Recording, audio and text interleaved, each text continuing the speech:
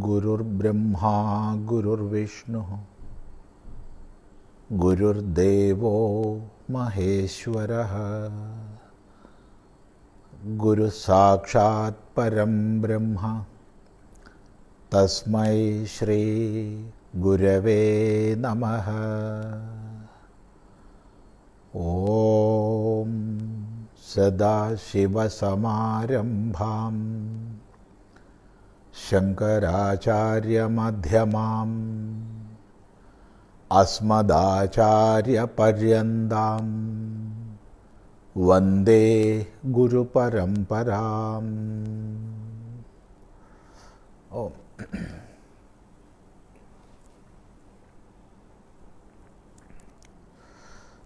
ഇവിടെ കഴിഞ്ഞ ആഴ്ചകളിൽ ധാരാളം പ്രശ്നങ്ങൾ ഉന്നയിക്കപ്പെട്ടിട്ടുണ്ട്. എല്ലാം ഒന്നും മറുപടി പറയാൻ കഴിയുമെന്ന് തോന്നുന്നില്ല. അത്രയ്ക്കധികം പ്രശ്നങ്ങൾ വന്നിട്ടുണ്ട്.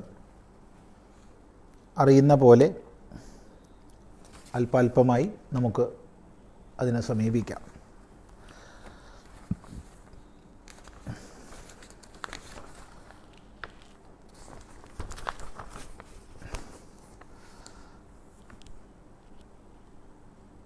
ചതുർവിധ പുരുഷാർത്ഥം സാധാരണ മനുഷ്യർക്കുള്ളതാണോ?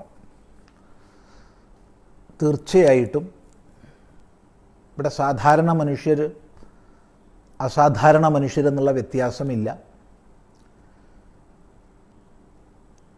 പുരുഷേണ അർത്ഥ്യതേ അഥവാ പുരുഷൈഹി അർത്ഥ്യന്തേ ഇതി. മനുഷ്യനാൽ അർത്ഥിക്കപ്പെടുന്നത് അഥവാ മനുഷ്യരാൽ അർത്ഥിക്കപ്പെടുന്നത് എന്നാണ് പുരുഷാർത്ഥ ശബ്ദത്തിനർത്ഥം. നമുക്ക് ശ്രദ്ധിച്ചാൽ എല്ലാ ജീവികളിലും തന്നെ പുരുഷാർത്ഥത്തിനായിക്കൊണ്ടുള്ള പ്രയത്നം കണ്ട് മനസ്സിലാക്കാൻ സാധിക്കും. നോക്കൂ, വളരെ പ്രാഥമികമായ തലത്തിൽ തന്നെ വളരെ പ്രഥമമായി കാമം എന്ന പുരുഷാർത്ഥത്തെ നമുക്ക് കാണാം. ആഗ്രഹം. എല്ലാ ജന്തുക്കളും ഈ ലോകത്തിൽ ആഗ്രഹത്തോടു കൂടി ജീവിക്കുന്നു.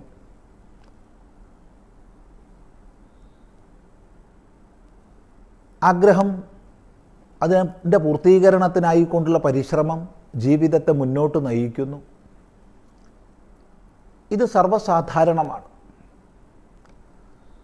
നമുക്ക് കാമം എന്ന് പറയാം. കാമം ഒന്നാമത്തെ പുരുഷാർത്ഥമായിട്ട്, പ്രഥമ പുരുഷാർത്ഥമായിട്ട് നമുക്ക് കാമത്തെ മനസ്സിലാക്കാം.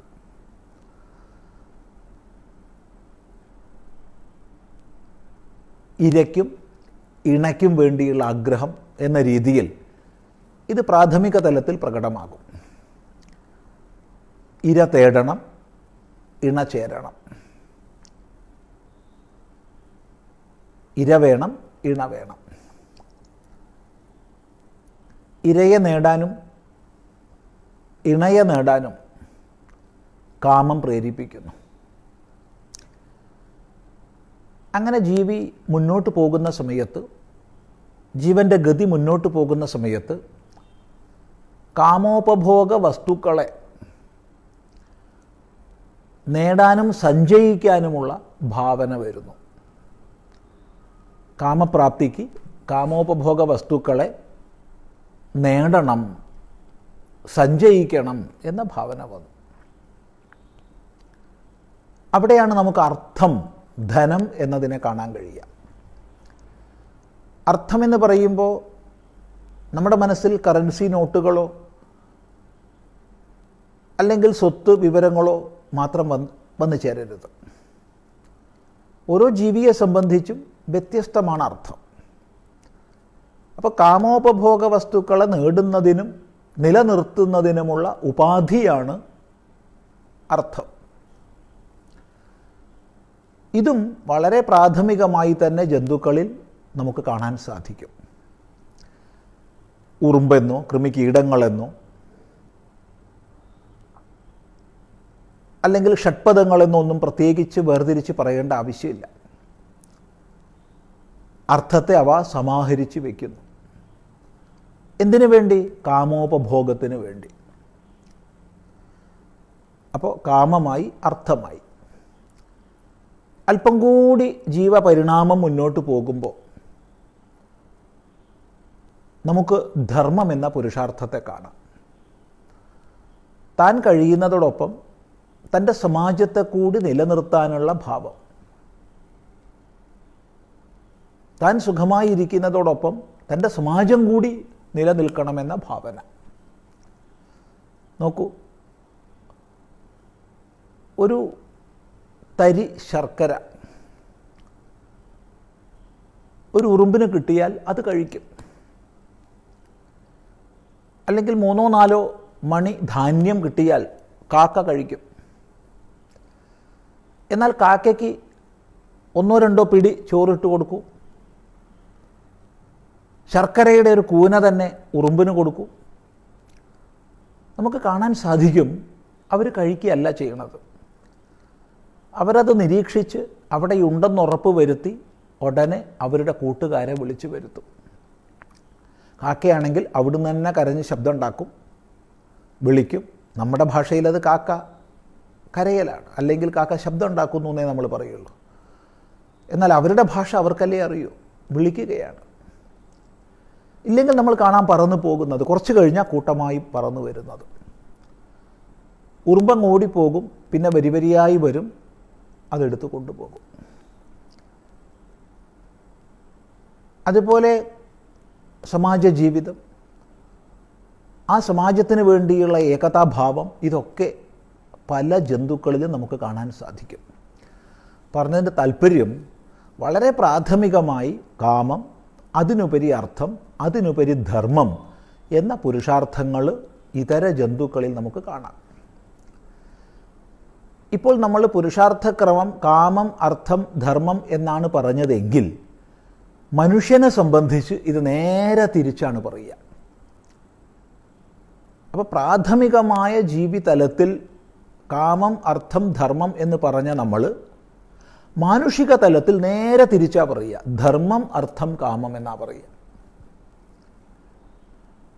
കാരണം മനുഷ്യൻ്റെ തലത്തിലേക്ക് എത്തുമ്പോഴേക്ക് അടിസ്ഥാനപരമായി ധർമ്മമെന്ന പുരുഷാർത്ഥത്തിനനുസൃതമായി ജീവിക്കേണ്ടുന്ന സൃഷ്ടിയാണ്, ഘടനയാണ്, അത്തരമൊരു സാമൂഹിക ജീവിയാണ് മനുഷ്യൻ. അതുകൊണ്ട് മനുഷ്യനെ സംബന്ധിച്ച് പ്രഥമമായി വരുന്നത് ധർമ്മമാണ്. ധർമ്മത്തിനനുസരിച്ച് ധനം സമ്പാദിക്കണം. അതെ. അപ്പോൾ അർത്ഥം വേണ്ടെന്ന് ആരോടും പറയരുത്, അർത്ഥസമ്പാദനം പാടില്ല എന്ന് ആരോടും പറയരുത്, അർത്ഥം അനർത്ഥമാണെന്നൊന്നും കുട്ടികളെ ഒന്നും പഠിപ്പിച്ചേക്കരുത്. അങ്ങനെ ഒന്നിനും കൊള്ളാത്തവരാവരുത് അവർ. മറിച്ച് ധനം സമ്പാദിക്കണമെന്ന് തന്നെ പറഞ്ഞു കൊടുക്കണം. എന്നാൽ ആ ധനം ധർമ്മത്തിൻ്റെ അടിസ്ഥാനത്തിലായിരിക്കണം. അർത്ഥം ധർമ്മത്തിൻ്റെ അടിസ്ഥാനത്തിലായിരിക്കണം. ധർമ്മം, അർത്ഥം. ആ അർത്ഥം അനുവദിക്കുന്നത്ര മാത്രമേ കാമിക്കാൻ പാടുള്ളൂ. അല്ലാതെ കാമിച്ചാൽ എന്താ കുഴപ്പം? കടക്കണിപ്പെടും, മറ്റൊന്നുമില്ല. ഞാൻ അർത്ഥത്തിനുപരി കാമിക്കാൻ പോവുകയാണ്, അത് ഓരോ വ്യക്തിയുടെയും ഇഷ്ടം. അത് നിർദ്ദേശിക്കാൻ നമുക്ക് അധികാരമില്ല. എന്നാൽ ധർമ്മത്തിനനുസരിച്ച് ധനം സമ്പാദിക്കുകയും ആ ധനം അനുവദിക്കുന്നത്ര കാമിക്കുകയും ചെയ്യുക എന്നുള്ളതാണ് ആചാര്യന്മാർ നമ്മെ പഠിപ്പിച്ച രീതി. അപ്പോൾ ധർമ്മത്തിനനുസരിച്ച് സമ്പാദിച്ച ധനം അനുവദിക്കുന്നത് കാമിക്കുക.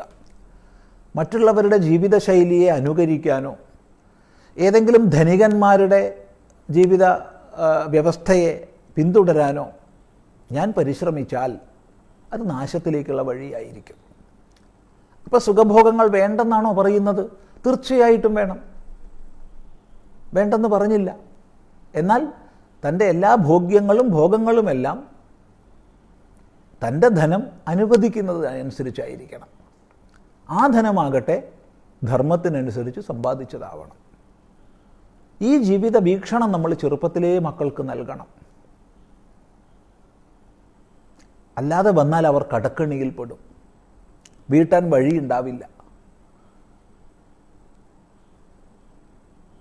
ധർമ്മത്തിനനുസൃതമായ വ്യവഹാരങ്ങളെ ചെയ്ത് ധനസമ്പാദനം ചെയ്തുകൊണ്ട് വേണം മുന്നോട്ട് പോവാൻ. അത് പ്രത്യേകം ശ്രദ്ധിക്കേണ്ടതാണ്. അങ്ങനെ ഏതൊരു മനുഷ്യനാണോ ധർമ്മം, അർത്ഥം, കാമം എന്ന ക്രമത്തിൽ ജീവിതത്തെ ചിട്ടപ്പെടുത്തുന്നത്, ക്രമീകരിക്കുന്നത്, ഈ ജീവിത അനുഭവങ്ങൾ അയാൾക്ക് പാഠങ്ങളെ നൽകും.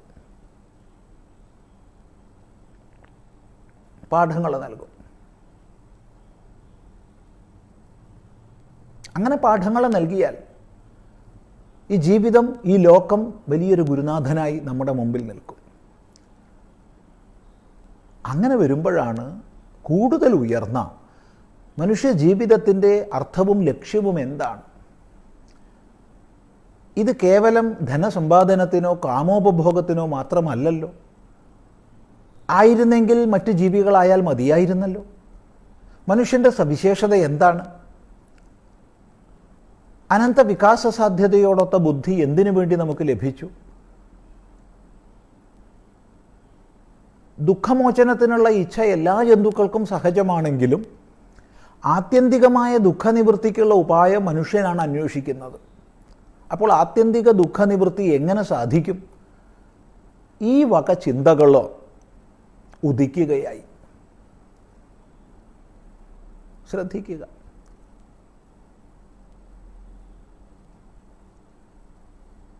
അപ്പോഴാണ് മോക്ഷം എന്നുള്ളൊരു പുരുഷാർത്ഥത്തെക്കുറിച്ച് നമ്മൾ ചർച്ച പോലും ചെയ്യുന്നത്. അപ്പോഴാണ് നമ്മൾ ചിന്തിക്കുന്നത് മോക്ഷം എന്ന പുരുഷാർത്ഥത്തെക്കുറിച്ച്.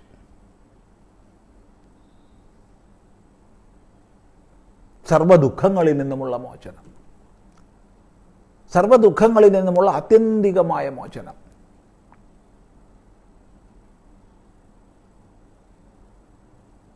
എല്ലാ പരിമിതികളിൽ നിന്നും, അസ്വാതന്ത്ര്യങ്ങളിൽ നിന്നുമുള്ള മോചനം. എനിക്ക് സ്വാതന്ത്ര്യം വേണം. എല്ലാ കാലവും പല തരത്തിൽപ്പെട്ട അടിമത്തത്തിൽ അമർന്നിരിക്കാൻ കഴിയില്ല. ദേശകാലാദി പരിമിതികളോ എന്നെ എന്നും കൊരുക്കി വെച്ചുകൂടാ. എന്താണ് അതിനുള്ള മാർഗം? എന്താണ് ആത്യന്തിക ദുഃഖനിവൃത്തിയിലേക്കുള്ള മാർഗം? എന്താണ് നിരതിശയമായ സുഖപ്രാപ്തിയിലേക്കുള്ള മാർഗം? ഈ ചിന്തകൾ വരികയായി. അവിടെയാണ് മോക്ഷം എന്നുള്ള പുരുഷാർത്ഥം വരുന്നത്. എല്ലാവിധ പരിമിതികളും അജ്ഞാനം കൊണ്ടാണെന്നതിനാൽ, അജ്ഞാനനാശം തത്വജ്ഞാനം എന്നതിലൂടെയാണെന്നതിനാൽ, ജ്ഞാനമാകുന്ന മോക്ഷസാധനത്തെ അനുസരിച്ച് ജീവിക്കാൻ, അതെ, അതിനുള്ള പരിശ്രമം മനുഷ്യൻ ആരംഭിക്കുകയായി. ധർമാനുസൃതം ചെയ്ത കർമ്മങ്ങളുടെ ഫലമായുള്ള ചിത്തശുദ്ധിയും ധർമാനുസൃതങ്ങളായ കർമ്മങ്ങളുടെ പുണ്യവും നിശ്ചയമായും ആ തത്വോപദേശം ചെയ്യുന്ന ഗുരുനാഥനരികിലേക്ക് നമ്മളെ എത്തിക്കും. അങ്ങനെ ഗുരുവിൽ നിന്ന് തത്വശ്രവണം നേടി അജ്ഞാന അന്ധകാരത്തെ മുഴുവൻ നീക്കുന്ന അവസ്ഥയിലേക്ക് ഉയരാൻ കഴിയും. ഇങ്ങനെയാകുന്നു പുരുഷാർത്ഥക്രമം മനുഷ്യനെ സംബന്ധിച്ച് ധർമ്മം, അർത്ഥം, കാമം, മോക്ഷം എന്ന് പറയേണ്ടത്. എന്നാൽ പ്രാഥമിക തലത്തിൽ പുരുഷാർത്ഥക്രമം കാമം, അർത്ഥം, ധർമ്മം എന്ന് പറയാനാണ് ഇഷ്ടം. ഇത് മനസ്സിലാക്കുക. അത് എല്ലാവർക്കും ഉള്ളത് തന്നെയാണ്. നമ്മുടെ ഇതിഹാസങ്ങളും പുരാണങ്ങളും യഥാർത്ഥത്തിലുള്ളത് വായിക്കാതെ അതിലെ ഏതെങ്കിലും ഒരു കഥാപാത്രത്തെ അധികരിച്ച് എഴുതപ്പെടുന്ന നോവലോ കഥയോ ആണ് യഥാർത്ഥമെന്ന് വിശ്വസിക്കുന്ന വലിയൊരു വിഭാഗം പുതുതലമുറ ഇപ്പോൾ ഉണ്ട്. അവർ ഇതെല്ലാം തെറ്റായി വ്യാഖ്യാനിക്കില്ലേ? അവർ മനസ്സിലാക്കിയ അടിസ്ഥാനം തന്നെ തെറ്റാകുമ്പോൾ അവരുടെ വ്യാഖ്യാനം തെറ്റുമെന്നുള്ളത് പറയേണ്ടതുണ്ടോ? പുരാണങ്ങളെ തീർച്ചയായിട്ടും പലതരത്തിൽ വ്യാഖ്യാനിക്കാൻ സാധിക്കും. പുരാണത്തിലെ കഥകളെ ആശ്രയിച്ചുകൊണ്ട് പുനഃ സൃഷ്ടികൾ ചെയ്യാൻ സാധിക്കും. എത്ര സാഹിത്യ അഭിരുചിയുണ്ടോ, എത്ര പ്രതിഭാവിലാസമുണ്ടോ അത്രയ്ക്ക് സാധിക്കും. എന്നാൽ അത് അതിനോട് നീതി പുലർത്തിക്കൊണ്ടാവണം എന്ന് നമുക്ക് നിസ്സംശയം പറയാം. നീതി പുലർത്താതെ അതിൻ്റെ തന്തുവിന് വിരുദ്ധമായിട്ടാകുമ്പോൾ അത് അപകടകരമാണ്. ഇതിലേറെ പ്രശ്നമാണ് ഇതിഹാസങ്ങളെ സംബന്ധിച്ച്. കാരണം പുരാണം കഥാപ്രധാനമാണല്ലോ സ്വതവേ തന്നെ. എന്നാൽ ഇതിഹാസങ്ങളതല്ല. ഇതിഹാസങ്ങളിൽ ധാരാളം കഥകൾ കോർക്കപ്പെട്ടിട്ടുണ്ടെങ്കിലും ഇതിഹാസത്തിൻ്റെ അടിസ്ഥാന ധാര കഥയല്ല, അത് ജീവചരിത്രങ്ങളിൽ അധിഷ്ഠിതമാണ്. അപ്പോൾ അതിനെ വളച്ചൊടിക്കുക, തോന്നിയോണം എഴുതുക എന്നുള്ളത് അത് ഭാവനയ്ക്കൊക്കെ ഉചിതമായിരിക്കാം, പക്ഷെ അതിനോട് ചെയ്യുന്ന നീതികേടാണ്. അപ്പം അങ്ങനെയുള്ള സൃഷ്ടികളെ വായിച്ച് പഠിച്ച് അല്ലെങ്കിൽ കണ്ട് ഇതാണ് ഇതിഹാസം എന്ന് ധരിക്കുന്നത് കഷ്ടം എന്നേ പറയാൻ പറ്റൂ. അപ്പോൾ അവരുടെ അടിസ്ഥാന ബോധം തന്നെ വികലമാകുമ്പോൾ തീർച്ചയായിട്ടും അവരുടെ വ്യാഖ്യാനങ്ങൾ തീർത്തും വിഭിന്നമായിരിക്കും. അതുകൊണ്ട് പറയാനുള്ളത്, ഏതൊരു കളിയെ നിരൂപണം ചെയ്യണമെങ്കിലും കളിക്കാരേക്കാൾ കളിയെക്കുറിച്ച് അറിയണം റഫറി ആവണമെങ്കിൽ. ഒരു സാഹിത്യ നിരൂപണം ചെയ്യണമെങ്കിൽ സാഹിത്യകാരനേക്കാൾ സാഹിത്യശാഖയിൽ വിദ്വാനായിരിക്കണം. കഥാകാരനേക്കാൾ സാഹിത്യ പ്രപഞ്ചത്തിൽ അറിവുള്ള ആളായിരിക്കണം കഥാനിരൂപകൻ. അതുകൊണ്ട് ഗ്രന്ഥങ്ങളെക്കുറിച്ച് വ്യാഖ്യാനിക്കുമ്പോൾ, അതിനെക്കുറിച്ച് അഭിപ്രായങ്ങൾ പറയുമ്പോൾ തീർച്ചയായിട്ടും മൂലഗ്രന്ഥം പഠിക്കാൻ നമ്മൾ പരിശ്രമിക്കുക. മൂലഗ്രന്ഥം പഠിക്കാതെ ഏതെങ്കിലും കൃതികളെ അപേക്ഷിച്ചുകൊണ്ട് അതാണ് മൂലഗ്രന്ഥം പറയുന്നതെന്ന് തെറ്റിദ്ധരിച്ചാൽ ശാസ്ത്രത്തിന് കുഴപ്പമില്ല, പക്ഷേ നമുക്ക് മിഥ്യാധാരണ തന്നെ സമ്പത്താവും. അതാണ് പറയാനുള്ളത്. വിശ്വാമിത്ര മഹർഷി ശ്രീരാമലക്ഷ്മണന്മാർക്ക് ഉപദേശിച്ച ബല അതിബല മന്ത്രം ഏതാണ് സ്വാമിജി? അങ്ങനെ അങ്ങോട്ട് നമുക്കതിലൊക്കെ പ്രവേശിക്കാൻ പറ്റുമോ? കോവിഡ് കാല സമയത്ത് ഗുണകരമാകും പറഞ്ഞു തന്നാൽ. ബല അതിബല എന്നീ മന്ത്രങ്ങളെ ഏതൊക്കെയോ പാരായണ സന്ദർഭങ്ങളിൽ കണ്ടൊരോർമ്മ ഉണ്ട് എന്നല്ലാതെ എന്താണ് ആ മന്ത്രം എന്നറിയില്ല. മന്ത്രമാണെന്ന് മാത്രം അറിയാം, അതിൽ കവിഞ്ഞറിയില്ല. പിന്നെ ഉപദേശിക്കപ്പെട്ടത് രാമലക്ഷ്മണന്മാരാണ്, ഉപദേശിച്ചത് വിശ്വാമിത്രനാണ്. നമ്മൾ രണ്ടും അല്ലല്ലോ. അതുകൊണ്ട് ആദരപൂർവം ദൂരെ നിന്ന് ബലയെയും അതിബലയെയും നമിക്കുകയാണ്.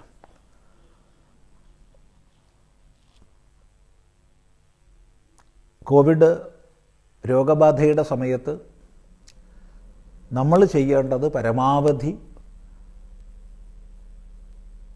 വിരുദ്ധാഹാരങ്ങൾ, വിരുദ്ധാചാരങ്ങൾ ഒഴിവാക്കി ശരീരത്തെ ശക്തിപ്പെടുത്താൻ ശ്രമിക്കുക, പ്രതിരോധ ശക്തി വളർത്തുക. ലക്ഷക്കണക്കിന് കോടിക്കണക്കിന് വൈറസുകളും ബാക്ടീരിയകളും നമ്മുടെ ചുറ്റുപാടുമുണ്ട്,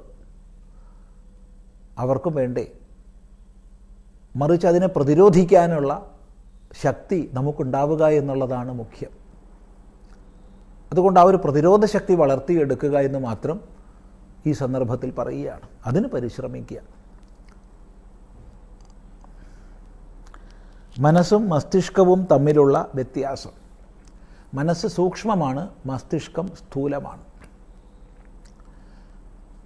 ഈ സ്ഥാനം, കണ്ണ് എന്ന് നമ്മൾ മലയാളത്തിൽ പറയുന്ന നേത്രം, ഇത് ഗോളകമാണ്. ഈ ഗോളകത്തിൽ നിന്ന് തീർത്തും ഭിന്നമാണ് നേത്രേന്ദ്രിയം. നേത്രേന്ദ്രിയം സൂക്ഷ്മമാണ്. എന്നാൽ സൂക്ഷ്മമായ നേത്രേന്ദ്രിയത്തിന് പ്രവർത്തിക്കണമെങ്കിൽ നേത്രമാകുന്ന ഈ ഗോളകം വേണം. ഈ ഗോളകമില്ലെങ്കിൽ ഇന്ദ്രിയവും നാഡീവ്യവസ്ഥയും എല്ലാം നല്ല രീതിയിൽ നിലനിൽക്കുന്നുണ്ടെങ്കിലും കാഴ്ചശക്തി ഉണ്ടാവില്ല. ഇതുപോലെ മനസ്സ് പ്രത്യേകിച്ചൊരു സ്ഥാനത്ത് വർത്തിക്കുന്നതല്ല. മനസ്സ് ഏതെങ്കിലും സ്ഥാനത്തിൽ നമുക്കതിനെ നിർണ്ണയിക്കാൻ കണ്ടെത്താൻ സാധ്യമല്ല. എന്നാൽ സ്ഥാനങ്ങളെ അപേക്ഷിച്ച് മനസ്സ് പ്രകടമാകുന്നു. അഥവാ മനസ്സിൻ്റെ പ്രവർത്തനം സ്ഥാനങ്ങളെ അപേക്ഷിച്ച് പ്രകടമാകുന്നു. അത്തരം സ്ഥാനങ്ങളിൽ സുപ്രധാനമാണ് മസ്തിഷ്കം എന്ന് പറയാം. അപ്പോൾ മസ്തിഷ്കം, നാഡീവ്യവസ്ഥ ഇവ ചേർന്ന ഘടനയുടെ അപേക്ഷയിലാണ് മനസ്സ് പ്രവർത്തിക്കുന്നത് എന്ന് പറയാം. ഗ്രന്ഥം, ശ്ലോകം ഇവയെ വിശദീകരിക്കാമോ? ഗ്രന്ഥം എന്നുള്ളത് കെട്ടപ്പെട്ടത് എന്നാണ് വാക്കിനർത്ഥം. ചേർത്ത് കെട്ടപ്പെട്ടത് എന്തോ അത് ഗ്രന്ഥം. അപ്പോൾ അനേകം ഓലകൾ ചേർത്ത് ഒന്നായി ഒരു ഗ്രന്ഥം ഉണ്ടാവാം. ഭൂർജപത്രങ്ങൾ ചേർത്ത് ഗ്രന്ഥങ്ങളുണ്ട്. മനുഷ്യൻ്റെ ഗവേഷണം മുന്നോട്ട് പോയപ്പോൾ കടലാസ് കണ്ടുപിടിച്ചു. ആ കടലാസിനെ നൂലുപയോഗിച്ച് കൂട്ടിക്കെട്ടി ഗ്രന്ഥാകാരതയെ ഉണ്ടാക്കി. അങ്ങനെ നമുക്ക് ഗ്രന്ഥങ്ങളെ മനസ്സിലാക്കാം. ഇനി ഗ്രന്ഥം എന്നുള്ളതിന് വേറൊരർത്ഥം കൂടിയുണ്ട്. അത് പ്രത്യേകമായി ചേർത്ത് കോർത്ത് വൃത്തനിബദ്ധമാക്കി ചെയ്ത പദങ്ങൾക്ക് ഗ്രന്ഥം എന്ന് പറയും. ആചാര്യന്മാർ പറഞ്ഞ് മനസ്സിലാക്കിയിട്ടുള്ളത് എന്നാൽ 32 അക്ഷരങ്ങളുള്ള അനുഷ്ടുപ്പിൽ രചിക്കപ്പെട്ട ശ്ലോകത്തിന് ഗ്രന്ഥം എന്ന് പറയും എന്നാണ് മനസ്സിലാക്കിയിട്ടുള്ളത്. അപ്പോൾ ഒരു ഗ്രന്ഥം എന്ന് പറയുമ്പോൾ 32 അക്ഷരങ്ങളുള്ള ശബ്ദരാശിക്ക് ഗ്രന്ഥം എന്ന് വിദ്വാൻമാർ പറഞ്ഞ് കേട്ടിട്ടുണ്ട്. ഇനി രണ്ടാമത്തെ ചോദ്യം ശ്ലോകമാണ്. ശ്ലോകം എന്നതുകൊണ്ട് നമ്മൾ മനസ്സിലാക്കുന്നത് നിയത അക്ഷരങ്ങളുള്ള നിയത പാദങ്ങളോടുകൂടിയ പദ്യനിബദ്ധമായ രചനാശൈലി. ആ രചനാശൈലിയിൽ ഒതുക്കപ്പെട്ട ശബ്ദരാശിക്കാണ് നമ്മൾ ശ്ലോകം എന്ന് പറയുന്നത്. ശ്ലോകം അനേക വൃത്തങ്ങളുണ്ടല്ലോ, ലൗകികമായും വൈദികമായും അനേക വൃത്തങ്ങളുണ്ട്. വൈദികമായ വൃത്തങ്ങൾക്ക് നമ്മൾ പൊതുവെ ഛന്ദസ് എന്നാണ് പറയുക. അപ്പോൾ വേദത്തെ സംബന്ധിച്ച് പറയുകയാണെങ്കിൽ ഛന്ദോബദ്ധമായിട്ടും ലോകത്തിൽ വൃത്തനിബദ്ധമായിട്ടും ശ്ലോകങ്ങളുണ്ട്. ആദ്യത്തെ ശ്ലോകമായി നമ്മൾ മാനിക്കുന്നത് മാനിഷാദ പ്രതിഷ്ഠാം ത്വം അഗമ ശാശ്വതി സമാഹ യത്ക്രൗഞ്ചമിഥുനാദേകം അവധി കാമമോഹിതം എന്നുള്ള വാൽമീകി മഹർഷിയിൽ നിന്ന് സ്വാഭാവികമായി വിനിർഗളിച്ചതിനെയാണ് നമ്മൾ ആദ്യത്തെ ശ്ലോകമായിട്ട് പരിഗണിക്കുന്നത്.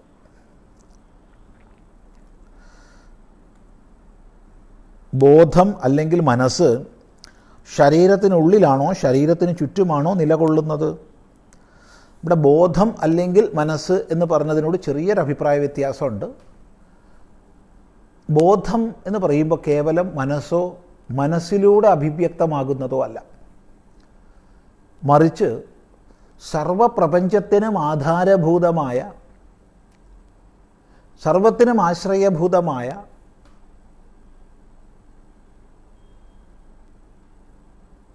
അടിസ്ഥാനമാണ് ബോധം. ഒരണുകണത്തിൻ്റെ സ്പന്ദനത്തിന് പിന്നിലും ബോധം കൂടിയേ തീരൂ.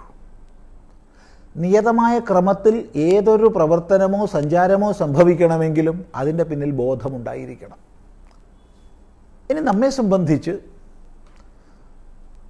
നമ്മുടെ ഉപാധികളിലൂടെ ബോധം പ്രകാശിക്കുന്നു. ബോധമാണ് നമ്മെ താങ്ങി നിർത്തുന്നത്. ബോധമാണ് നമ്മെ നിലനിർത്തുന്നത്. ബോധമാണ് കരണങ്ങളിലൂടെ പ്രവർത്തിക്കുന്നത്. ബോധമാണ് മനസ്സിൻ്റെയും ബുദ്ധിയുടെയും അഹങ്കാരത്തിൻ്റെയും ചിത്തത്തിൻ്റെയും ഒക്കെ പ്രവർത്തനത്തിന് കാരണമാകുന്നത്.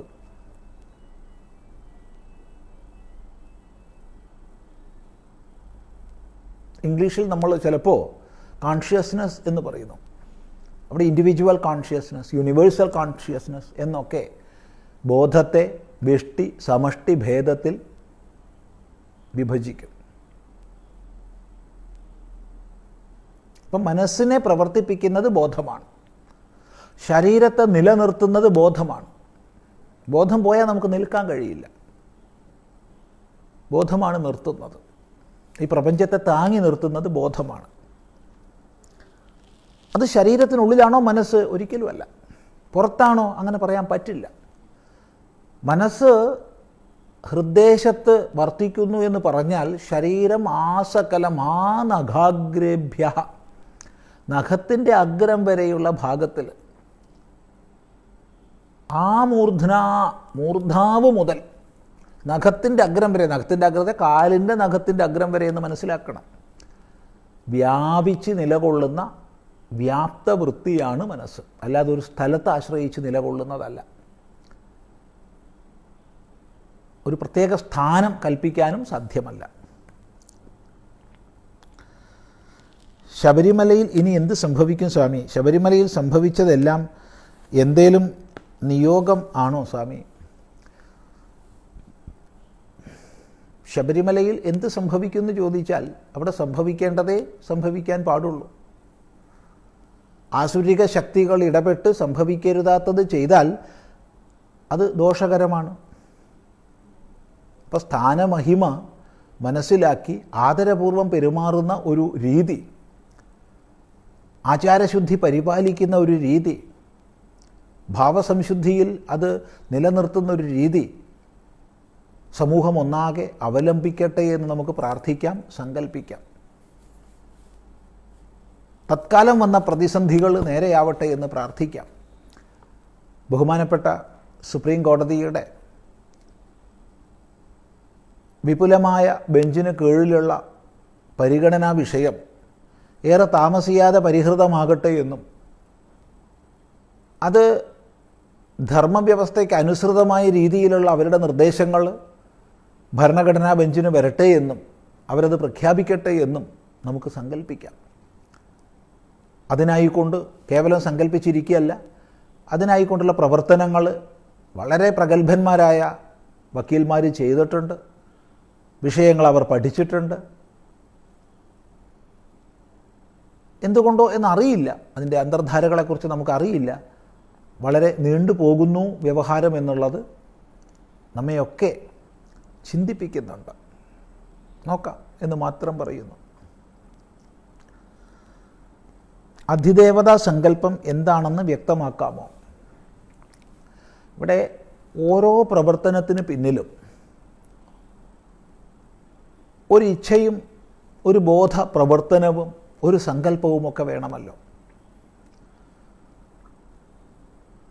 ഞാൻ കൈകൊണ്ട് എന്തെങ്കിലും വസ്തു എടുക്കുന്നു എന്ന് പറയുമ്പോൾ അത് കേവലം കയ്യിൻ്റെ പ്രവൃത്തിയല്ല.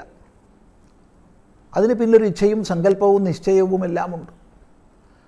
ഇതെപ്രകാരമാണോ വ്യഷ്ടിയിൽ അപ്രകാരം തന്നെ സമഷ്ടിയിലും. അങ്ങനെ വരുമ്പോൾ ഈ പ്രപഞ്ചത്തിലെ ഓരോ പ്രതിഭാസത്തിൻ്റെയും പിന്നിൽ ഒരു ഇച്ഛയും ഒരു ജ്ഞാനവും സങ്കല്പവും എല്ലാം വേണം. ആ ഇച്ഛാജ്ഞാന സങ്കല്പങ്ങൾ അതിനെ തിരിച്ചറിഞ്ഞിട്ടാണ് നമ്മൾ അധിദേവതയായിട്ട് മനസ്സിലാക്കുന്നത്.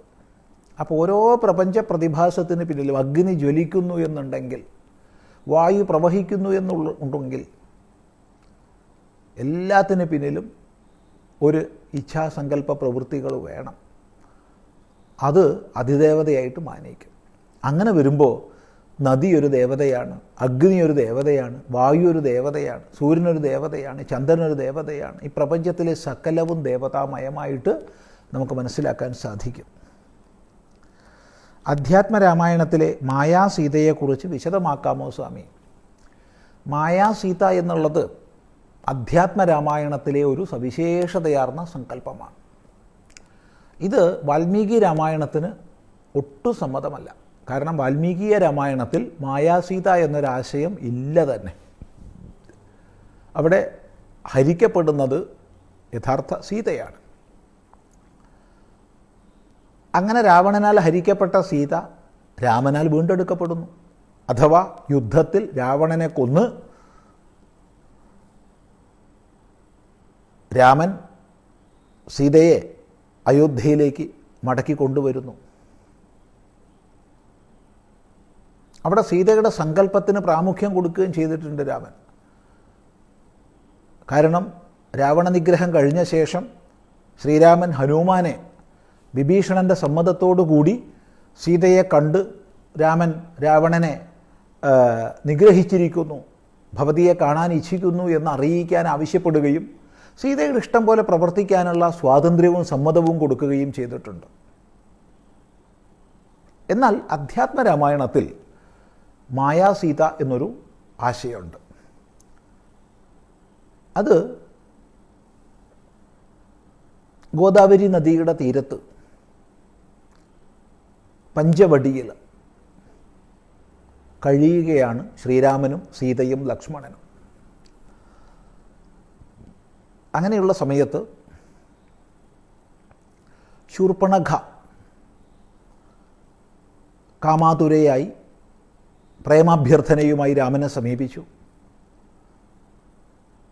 തൻ്റെ കൂടെ സീതയുള്ള സ്ഥിതിക്ക് ഇനി മറ്റൊരാളെ കൂടി ഇപ്പോൾ വരിക്കാൻ സാധ്യമല്ല, അതെൻ്റെ സഹോദരൻ ലക്ഷ്മണനാണ്, യുവാവാണ്, കോമളനാണ്, ബലിഷ്ഠനാണ്, ലക്ഷ്മണനെ സമീപിച്ചു കൊള്ളൂ എന്ന് പറഞ്ഞു. ശൂർപ്പണഖ ലക്ഷ്മണനരികെ ചെന്നു.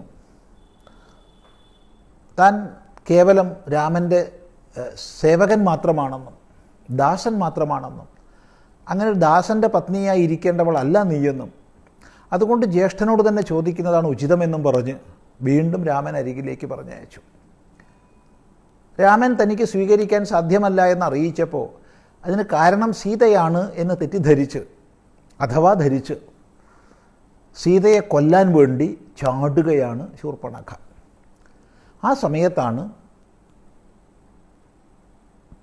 രാമൻ്റെ സങ്കേതം മനസ്സിലാക്കി ലക്ഷ്മണൻ ശൂർപ്പണഖയുടെ മൂക്കും ചെവിയും മുറിച്ചത്.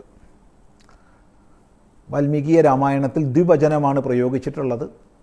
അതുകൊണ്ട് മൂക്കും ഒരു ചെവിയും എന്നാണ് നമുക്ക് മനസ്സിലാക്കാൻ കഴിയുന്നത്. എന്നാൽ അധ്യാത്മരാമായണ മൂലത്തിൽ മൂക്കും ചെവികളും മുറിച്ചു എന്നാണ് പറഞ്ഞിട്ടുള്ളത്. മൂക്കും ചെവികളും. കിളിപ്പാട്ടിലെത്തുമ്പോഴത്തേക്ക് എഴുത്തച്ഛൻ മൂക്കും ചെവികളും മുലകളും മുറിച്ചു എന്നാണ് പറഞ്ഞിട്ടുള്ളത്. അതെന്തായാലും മൂലത്തിന് യോജിക്കുന്നതല്ല, യുക്തിക്ക് നിരക്കുന്നതല്ല എന്നുകൂടി പറയേണ്ടതാണ്. അതുകൊണ്ട് മുല മുറിച്ചു എന്നുള്ളത് ഒരിക്കലും സ്വീകരിക്കാൻ സാധ്യമല്ല. കാരണം മുല മുറിക്കപ്പെട്ടാൽ അവിടെ നിന്ന് യാത്ര ചെയ്ത് ഖരൻ ദൂഷണൻ ഋഷിരസിൻ്റെ അടുത്തെത്തുകയും അത് കഴിഞ്ഞ് 14 രാക്ഷസന്മാർ അവർക്ക് വഴി കാണിച്ചുകൊണ്ട് രാമനുള്ളിടത്തേക്ക് എത്തുകയും അത് കഴിഞ്ഞ് അവർ കൊല്ലപ്പെട്ട ശേഷം വീണ്ടും 14,000 രാക്ഷസന്മാരോടുകൂടി ഖരദൂഷണ ഋഷിരസ്സുകൾ രാമനുമായി എതിരിടുന്നത് നോക്കുകയും അവരെല്ലാം കൊല്ലപ്പെടുന്നത് കാണുകയും അത് കഴിഞ്ഞ് യാത്ര ചെയ്ത് ലങ്കയിലെത്തുകയും രാവണനോട് അറിയിക്കുകയും ചെയ്യുന്നത് വരെയൊന്നും 2 മുലകളും മുറിക്കപ്പെട്ട ഒരാൾ ജീവിക്കുമെന്ന് നമുക്ക് മനസ്സിലാക്കാൻ വയ്യ. മാത്രമല്ല അങ്ങനെ ചെയ്തതായിട്ട് വാൽമീകി രാമായണത്തിൽ സൂചന പോലും ഇല്ല. അതിരിക്കട്ടെ, ഏതായാലും അംഗച്ഛേദം ചെയ്തു.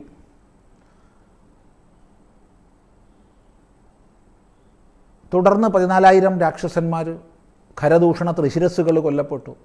ഈ സന്ദർഭത്തിൽ രാവണൻ തൻ്റെ അടുത്തേക്ക് വരും, അല്ലെങ്കിൽ രാവണൻ ഇടപെടും ഈ വിഷയത്തിൽ എന്നുള്ളത് ശ്രീരാമൻ അറിയാം.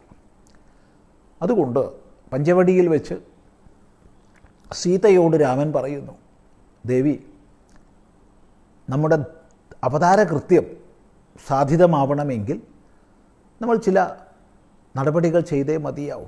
അതുകൊണ്ട് സീത അഗ്നിമണ്ഡലത്തിൽ നിവസിക്കുക. പർണശാലയിൽ ഇനി മായാസീതയെ സ്ഥാപിക്കുക. ഇനി ഇവിടുന്ന് അങ്ങോട്ട് വ്യവഹാരം മായാസീതയുടേതാണ്.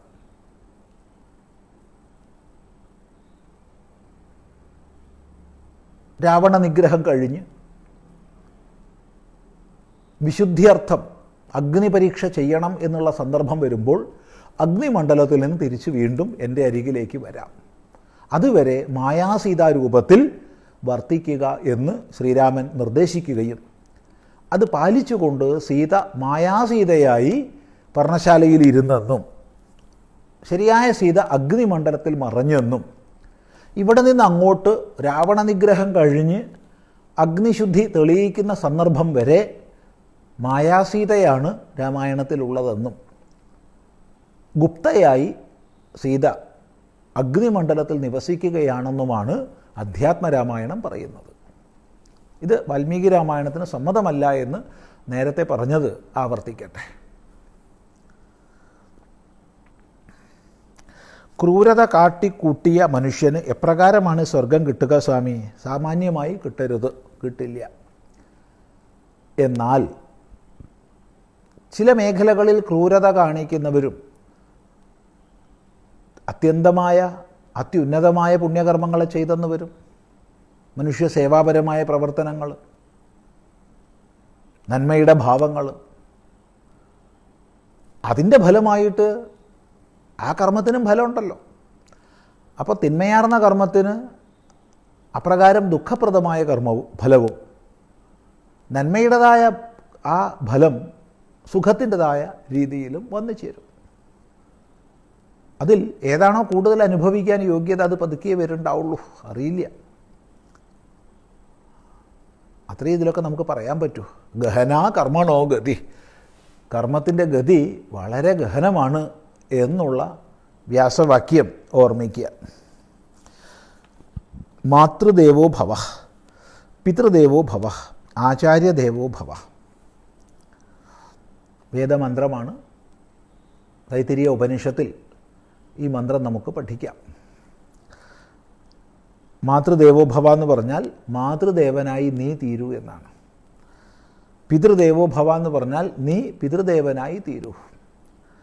ആചാര്യദേവോ ഭവ എന്ന് പറഞ്ഞാൽ അർത്ഥം നീ ആചാര്യദേവനായി തീരൂ. എന്താ അതിൻ്റെ അർത്ഥം? അമ്മ ആർക്ക് ദേവനോ നീ അങ്ങനെയുള്ളവനായി തീരൂ. അച്ഛൻ ആർക്ക് ദേവനോ നീ അങ്ങനെയുള്ളവനായി തീരൂ. ആചാര്യൻ ആർക്ക് ദേവനോ അങ്ങനെയുള്ളവനായി നീ തീരൂ എന്നർത്ഥം.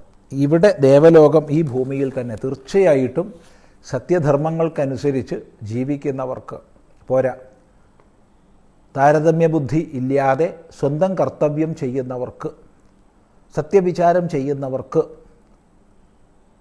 ഈ ലോകം സ്വർഗസമാനം തന്നെ കഴിയാവുന്നതാണ്. സന്മനസ്സുള്ളവർക്ക് സമാധാനമെന്ന് ബൈബിളും. ആവട്ടെ, സന്തോഷം. സ്വർഗം നരകം ഇവ രണ്ടും ഭൂമിയിലല്ലേ? നമ്മുടെ ജീവിതാനുഭവം അല്ലേ അത്? തീർച്ചയായിട്ടും സ്വർഗനരകങ്ങളെ ഈ ഭൂമിയിൽ നമുക്ക് കാണാം, ഒരു തെറ്റുമില്ല. നമ്മുടെ ചുറ്റും നമുക്ക് സ്വർഗമാക്കാം, നമുക്ക് ചുറ്റും നമുക്ക് നരകവുമാക്കാം. ഇനി സ്വർഗത്തെ പറഞ്ഞുകൊണ്ട് ഭൂമിയെ നരകമാക്കുന്നവരാണ് ഏറെ പേര്. പ്രത്യേകിച്ചും കാണാത്ത സ്വർഗത്തെക്കുറിച്ച് പറഞ്ഞ് കാണുന്ന ഭൂമിയെ നരകമാക്കുന്നവർ. ഇതാണല്ലോ നമ്മൾ കണ്ടുകൊണ്ടിരിക്കുന്നത്. എന്നാൽ അതുകൊണ്ട് വേറെ ലോകങ്ങളില്ലെന്നോ സ്വർഗീയ അനുഭവങ്ങൾ, നരക അനുഭവങ്ങൾ തുടങ്ങിയവ വേറെ ഇല്ല എന്നോ എന്ന് നമുക്ക് പറയാൻ സാധ്യമല്ല. അറിയില്ല എന്നേ പറയാനൊക്കൂ. കാരണം നമ്മൾ ഈ ഭൂമിയിലിരുന്ന് ചിന്തിക്കുന്നു, എത്ര ബ്രഹ്മാണ്ഡ കോടികളുണ്ട്. അവിടെ എന്തൊക്കെ എങ്ങനെയൊക്കെ നമുക്കറിയോ? അതുകൊണ്ട് ഒന്ന് മാത്രമേ പറയാനുള്ളൂ, അതൊന്നും അറിയില്ല. വേറെ സ്വർഗം ഉണ്ടോ ഇല്ലയോ ഒന്നും അറിയില്ല. എന്നാൽ ഈ ഭൂമിയിലുണ്ടെന്നറിയാം. ഭൂമിയിൽ സ്വർഗവും നരകമൊക്കെ ഉണ്ട്. നമസ്തേ സ്വാമിജി, ആശ്രമത്തിലേക്കായി ഗൂഗിൾ പേ സേവനം ഉപയോഗിക്കാൻ കഴിയാമോ? നേരിട്ടുള്ള വരവിനായി നിയന്ത്രണങ്ങളുള്ളവർക്ക് എളുപ്പവഴിയല്ലേ? ഇവിടെ ഗൂഗിൾ പേ എന്നുള്ളത് ആശ്രമത്തിന് ഇല്ല. എന്നാൽ അതേ സമയത്ത് ശ്രീ ശങ്കര ചാരിറ്റബിൾ ട്രസ്റ്റിന് അതിൻ്റെ ബാങ്ക് അക്കൗണ്ടിന് QR കോഡും UPI ID ഒക്കെ ഉണ്ട്. ഗൂഗിൾ പേ ഇല്ല. ട്രസ്റ്റിന് അതിൻ്റെതായ നിയമങ്ങളുണ്ടല്ലോ. വ്യക്തമായ നിയമത്തിനനുസരിച്ച് മുന്നോട്ട് പോകുന്നൊരു ശൈലിയിലാണ് ഇവിടുത്തെ ട്രസ്റ്റ് പ്രവർത്തിക്കുന്നത്. എന്നാൽ ഗൂഗിൾ പേ ഇല്ല എന്നുള്ളത് അറിയിക്കുന്നു. ഹരിനാരായണൻ ജഗന്നാഥൻ പരൻ അരികിലുണ്ടല്ലോ തുണയായ എപ്പോഴും. തീർച്ചയായിട്ടും എല്ലാവരുടെയും ഏറ്റവും അരികിലായി, ഉള്ളിലായി ആ ഭഗവാൻ സദാ നയിക്കുന്നവനും നിയന്ത്രിക്കുന്നവനുമായി ഉണ്ട്.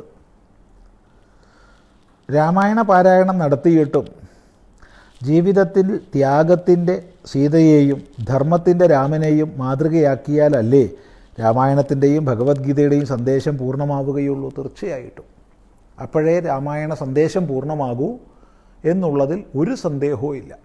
എന്നാൽ ആ രാമനെ തിരിച്ചറിയണമെങ്കിൽ രാമായണം വായിക്കണമല്ലോ. ആ സീതയെ തിരിച്ചറിയണമെങ്കിൽ രാമായണം വായിക്കണമല്ലോ. അതുകൊണ്ട് രാമായണ പാരായണത്തിലൂടെ സീതയാകുന്ന ത്യാഗത്തെ, രാമനാകുന്ന ധർമ്മത്തെ തിരിച്ചറിയട്ടെ. ആ തിരിച്ചറിയുന്നതിലൂടെ കൂടുതൽ കൂടുതൽ അതിനനുസൃതമായി അനുഷ്ഠിക്കാനും ജീവിക്കാനും നമുക്ക് സാധിക്കട്ടെ. അത്രയേ പറയാനൊക്കൂ. ഋഷി, മഹർഷി, മുനി, ബ്രഹ്മർഷി, യോഗി, സാധു, സന്യാസി മുതലായ ശബ്ദങ്ങളുടെ അർത്ഥവ്യത്യാസം വ്യക്തമാക്കാമോ? ഇതൊക്കെ പല പല പല തവണ പറഞ്ഞിട്ടുള്ള വിഷയങ്ങളാണ്. എങ്കിലും ചോദ്യം വന്നാൽ സൂചിപ്പിക്കാം. ഋഷി എന്നാൽ മന്ത്രദ്രഷ്ടാവ്, സത്യദ്രഷ്ടാവ് എന്നാണ് അർത്ഥം. ഋഷയോ സത്യദ്രഷ്ടാരഹ, ഋഷയോ മന്ത്രദ്രഷ്ടാരഹ എന്നൊക്കെ യാസ്ക മഹർഷി, സായണാചാര്യർ തുടങ്ങിയവർ പറഞ്ഞു തരും. അപ്പം മന്ത്രത്തെ ദർശിച്ചവർ അഥവാ സത്യത്തെ ദർശിച്ചവരാണ് ഋഷിമാർ. ഇനി ധാത്വർത്ഥം ചിന്തിച്ചാൽ ഋഷിഗതൗ എന്നുള്ള ധാതുവിനനുസരിച്ച് ഗമിക്കുന്നവർ എന്നർത്ഥമാകും ഋഷി.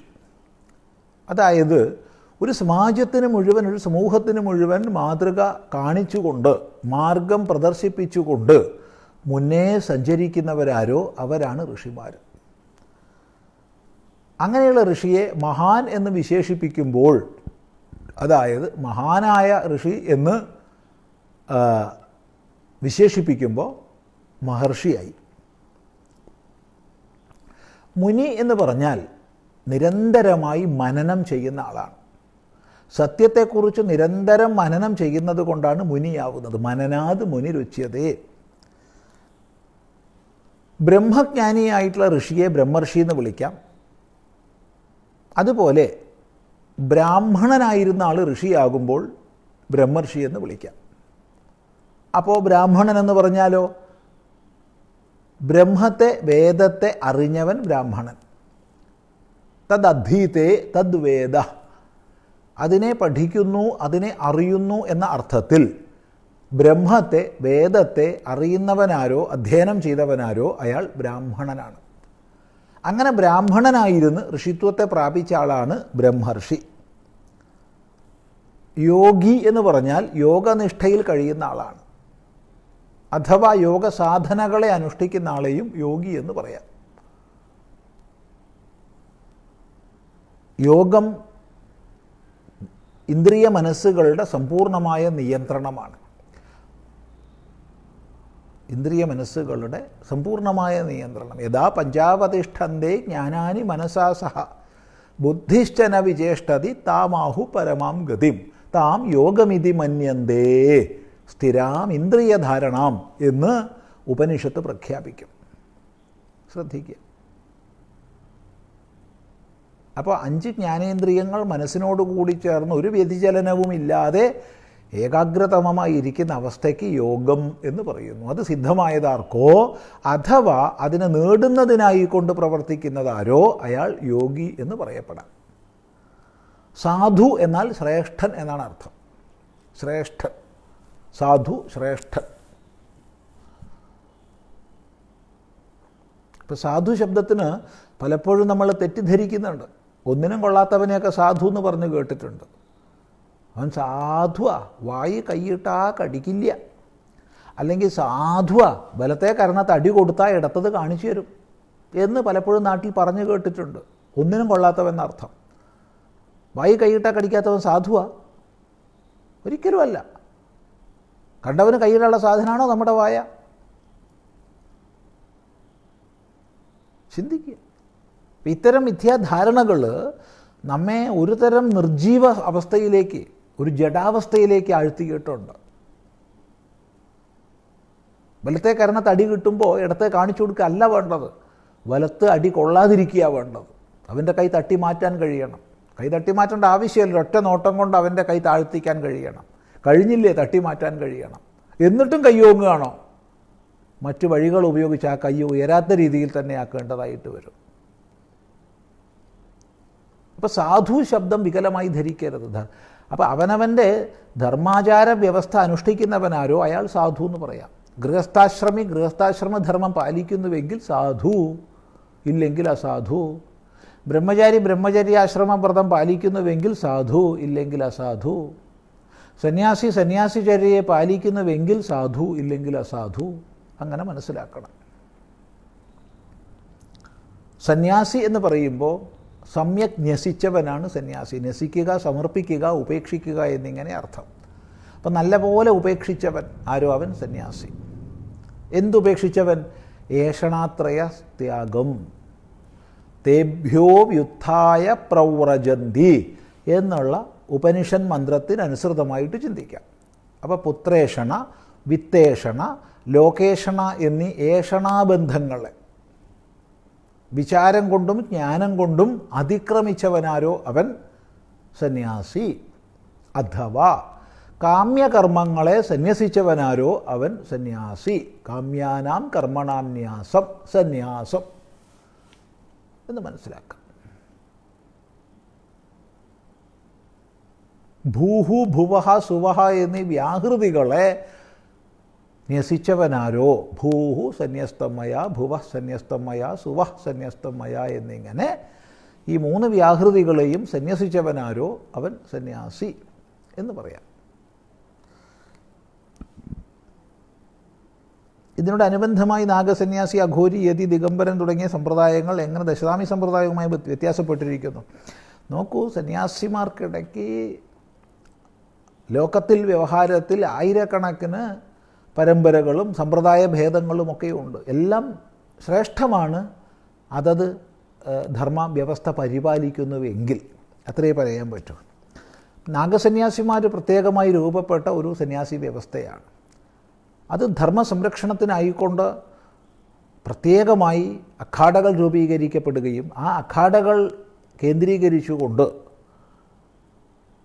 തങ്ങളുടെ സമ്പൂർണമായ ജീവിതവും ധർമ്മ സംരക്ഷണത്തിനായിക്കൊണ്ട് സമർപ്പിച്ച് ആചാരശുദ്ധിയോടുകൂടി കർമ്മകുശലതയോടുകൂടി പരമതത്വവിചാരത്തോടുകൂടി അനുഷ്ഠാനപരായണതയോടുകൂടി ജീവിക്കുന്നവരാണ് നാഗസന്യാസിമാർ. അഘോരി എന്നുള്ളത് ഒരു ശൈവ താന്ത്രിക സമ്പ്രദായത്തിലെ സന്യാസിമാരാണ്. യതി എന്നുള്ള ശബ്ദം എല്ലാവരെയും ചേർത്ത് പറയാം. ചിത്തസംയമം, ഇന്ദ്രിയ നിയന്ത്രണം ശീലിക്കുന്നവർ യതിമാർ. ദിക്കിനെ തന്നെ അമ്പരമാക്കി വസ്ത്രമാക്കി ഇതര വസ്ത്രങ്ങളെ ധരിക്കാത്തവർ ദിഗംബരന്മാർ. ഇതൊക്കെ പ്രത്യേകിച്ചൊരു സമ്പ്രദായത്തിൽ ഒതുക്കി പറയാൻ പറ്റില്ല എന്ന് കൂടി സൂചിപ്പിക്കട്ടെ. മൗനവ്യാഖ്യാ പ്രകടിത പരബ്രഹ്മതത്വം യുവാനം വർഷിഷ്ടാന്തേവ സദൃശിഗണൈരാവൃതം ബ്രഹ്മനിഷ്ഠൈഃ ആചാര്യേന്ദ്രം കരകരിതചിന്മുദ്രമാനന്ദരൂപം സ്വാത്മാരാമം മുദിതവദനം ദക്ഷിണാമൂർത്തിമേടേ. അതിൽ പ്രത്യേകിച്ച് സംശയങ്ങളൊന്നുമില്ല. അതിശ്രേഷ്ഠമായ ദക്ഷിണാമൂർത്തി ധ്യാനം.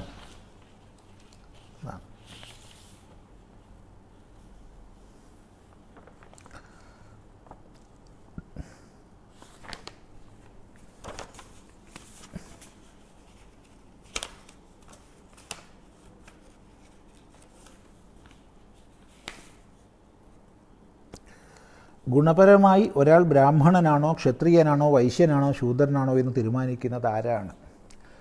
നോക്കൂ, ഒരാളുടെ ആചാരവും വ്യവഹാരവും സ്വഭാവവും ജീവിതനിഷ്ഠയും ശ്രദ്ധിച്ചാൽ അറിയുന്ന ഒരാൾക്ക് മനസ്സിലാവും അയാൾ ബ്രാഹ്മണനാണോ ക്ഷത്രിയനാണോ വൈശ്യനാണോ ശൂദ്രനാണോ എന്ന്. അത്രയേ പറയാൻ ഒക്കൂ, അല്ലാതെ വയ്യ. അപ്പോൾ വിദ്വാൻമാർക്ക് പൊതുവെ ഈ വക വിഷയങ്ങളിൽ, അതായത് ഗുണകർമ്മ വിഭാഗത്തിൽ അറിവുള്ളവർക്ക് ഇത് തിരിച്ചറിയാൻ കഴിയും എന്നേ പറയാനൊക്കൂ. ഗുണം മാറിക്കൊണ്ടിരിക്കുന്നതാണ്. തീർച്ചയായിട്ടും ഗുണങ്ങൾക്ക് മാറ്റം വരാം. എന്നാൽ ഒരു വ്യക്തി ഒരു ജന്മം സ്വീകരിച്ചു കഴിഞ്ഞാൽ നിരന്തരം ഗുണം മാറിയാലും അടിസ്ഥാനമായ ഗുണഘടന അത് വളരെ പ്രയാസകരമാണ് മാറാൻ.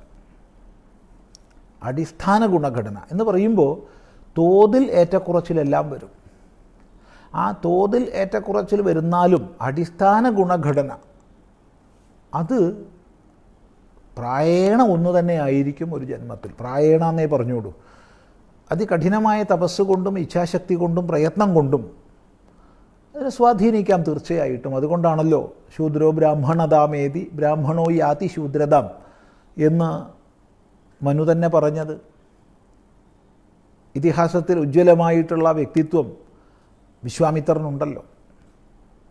അതിക്രൂര സ്വഭാവിയായിരുന്ന രാജാവായിരുന്നു, പിന്നീട് രാജർഷിയായി, ക്രമേണ ബ്രഹ്മർഷി പദത്തിലേക്ക് ഉയർന്നു. വസിഷ്ഠൻ തന്നെ നേരിട്ട് ബ്രഹ്മർഷി എന്ന് വിളിക്കുന്ന അവസ്ഥയിലേക്ക് ഉയർന്നു. അപ്പം അടിസ്ഥാനമായ ഗുണഘടന അതങ്ങനെ എളുപ്പം മാറുന്നൊന്നുമല്ല. ഇപ്പം നമ്മൾ തന്നെ നോക്കൂ, നമ്മൾ ജാഗ്രതയിൽ വ്യവഹരിച്ചുകൊണ്ടിരിക്കുമ്പോൾ നമ്മളിൽ പ്രായേണ രജപ്രധാനമായ ഘടനയാണെന്ന് വിചാരിച്ചോളൂ. അതേ ജാഗ്രതയിൽ നമ്മൾ ശാസ്ത്രവിചാരം തുടങ്ങിയവ ചെയ്യുമ്പോൾ സത്വപ്രധാനമാണ് നമ്മുടെ ഗുണം. അതേ നമ്മൾ ഉറക്കത്തിലേക്ക് വഴുതി വീഴുമ്പോൾ തമപ്രധാനമാണ് പറയേണ്ടത്.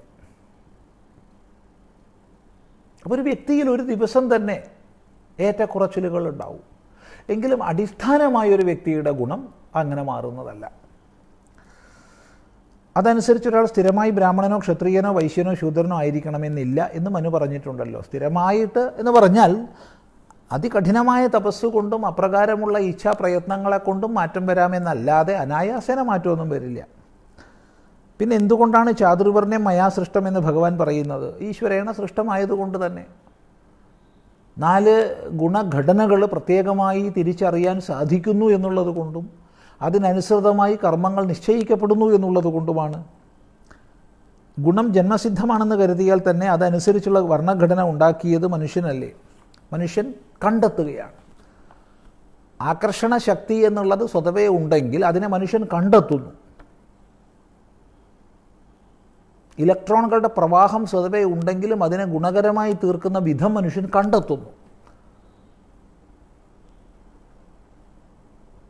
അപ്പോൾ സ്വതവേ പ്രപഞ്ചത്തിലുള്ളൊരു വ്യവസ്ഥയെ കണ്ടെത്തുകയാണ് മനുഷ്യൻ ചെയ്യുന്നത്, അല്ലാതെ മനുഷ്യൻ ഉണ്ടാക്കുകയല്ല. ഭഗവാൻ പറയുന്നതായി ഗീതാകാരൻ എഴുതി വെച്ചു എന്നല്ലേ ഉള്ളൂ. ഭഗവത യഥോപദിഷ്ടം വേദവ്യാസ സർവജ്ഞ ഭഗവാൻ ഗീതാഖ്യൈഹി സപ്തഭി ശ്ലോകശതൈഹി ഉപനിബന്ധ എന്നാണ് ഭഗവാൻ ഭാഷ്യകാരൻ പറഞ്ഞിട്ടുള്ളത്. ശ്രീകൃഷ്ണ ഭഗവാൻ ഉപദേശിച്ചതുപോലെ 700 ശ്ലോകങ്ങളിൽ നിബന്ധിച്ചു വ്യാസഭഗവാൻ. അപ്പം ഗ്രന്ഥനിബന്ധനം ചെയ്തത് വ്യാസഭഗവാനാണ്. പക്ഷേ ആശയങ്ങൾ ശ്രീകൃഷ്ണൻ ഉപദേശിച്ചത് തന്നെയാണ്. വിവരക്കേട് തുടരുന്നത് അറിവില്ലായ്മ കൊണ്ടാണ് എന്ന് കരുതാൻ വഴിയില്ല. വിവരക്കേട് തുടരുന്നത് അറിവില്ലായ്മ കൊണ്ട് തന്നെയായിരിക്കും. വിവരക്കേട് ഉണ്ടെന്ന് നടിക്കുന്നത് അറിവില്ലായ്മ കൊണ്ടായിക്കൊള്ളണമെന്നില്ല. പക്ഷേ വിവരക്കേട് തുടരുന്നത് അറിവില്ലായ്മ കൊണ്ട് തന്നെയായിരിക്കും. മതത്തിൽ അഭിമാനിപ്പിക്കുക എന്നതാണ് താങ്കളുടെ ലക്ഷ്യം. അഭിമാനവും വേണമല്ലോ കുറച്ച്. Be proud, I am a Hindu എന്നുള്ള വിവേകാനന്ദ സൂക്തത്തെ ആദരിച്ചുകൊണ്ട് തന്നെയാണ് നമ്മൾ ജീവിക്കുന്നത്. അതുകൊണ്ട് ഹിന്ദുധർമ്മത്തിൽ സനാതന സംസ്കൃതിയിൽ അഭിമാനിപ്പിക്കുക എന്നുള്ളത് നമ്മുടെ ലക്ഷ്യം തന്നെയാണ്.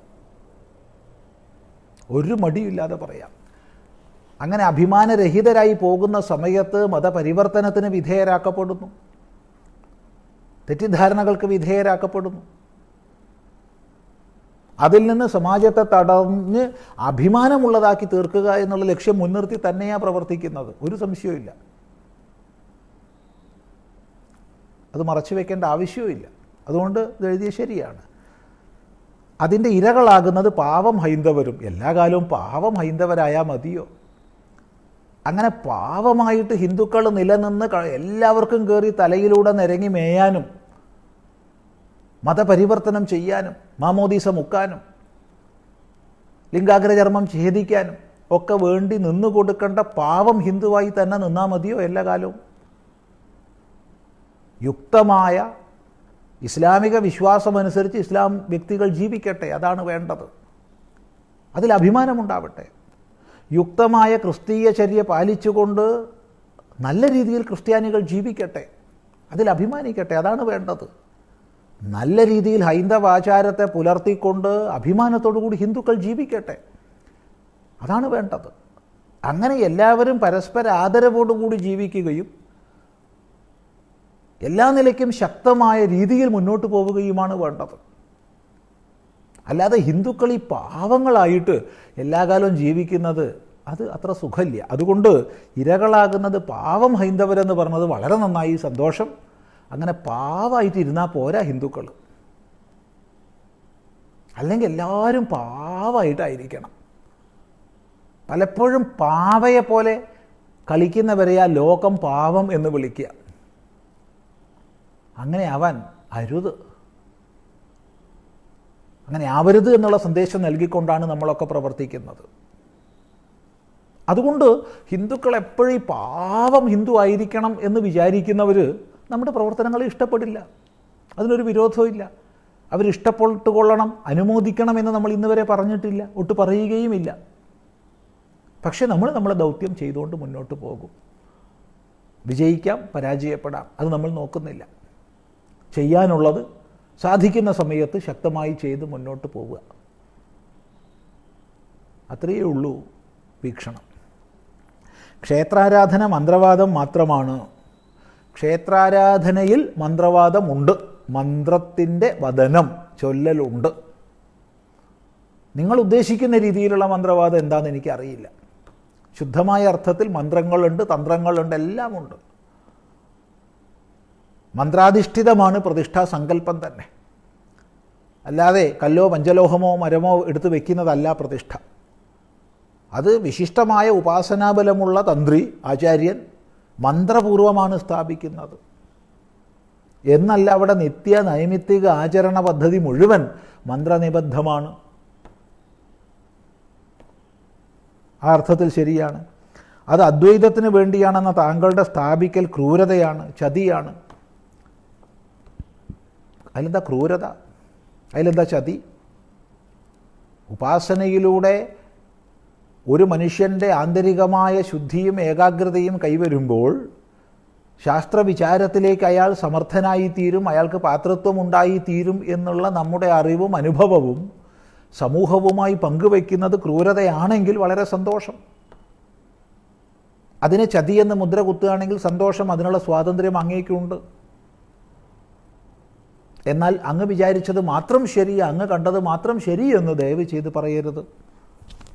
അങ്ങയുടെ കാഴ്ചപ്പാടുകൾ ശരിയായിരിക്കാം അങ്ങയുടെ ദൃഷ്ടിയിൽ, അതുപോലുള്ള സ്വാതന്ത്ര്യം എനിക്കുമുണ്ടല്ലോ, അതിനനുസരിച്ച് ഞാൻ പ്രവർത്തിക്കുന്നു.